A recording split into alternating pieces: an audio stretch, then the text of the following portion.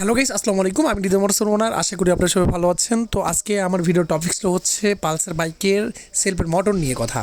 তো উনি সেলফের কার্বন লাগাইছিল, লাগানোর কারণে যে কোনো একটা প্রবলেমের কারণে তার সেলফের মোটরের ভিতরে শর্ট হয়ে যাওয়ার কারণে তার সেলফ আর হচ্ছিল না।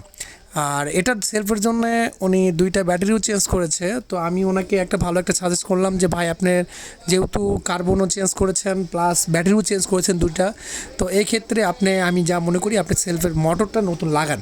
তো বলতেছে ভাই, একটা সেলফের মোটর, অরিজিনাল মোটরের দাম নিবে হচ্ছে কমপক্ষে 3,500-4,000 টাকার মতো আপনার।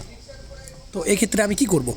তো আমি তাকে সাজেস্ট করলাম যে ভাই, আমার কাছে ভ্যারো কোম্পানির একটা সেলফের মোটর আছে, আপনি চাইলে লাগাতে পারেন।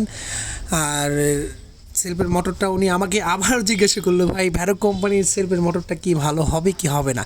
তো অরিজিনাল থাকে হচ্ছে আপনার এ কোয়ালিটির প্রোডাক্ট, আর যেটা ভ্যারো কোম্পানির, যেটা ভ্যারো প্যাকেটে হয়ে থাকে, আমি যেমন কি আমার সাথে আমার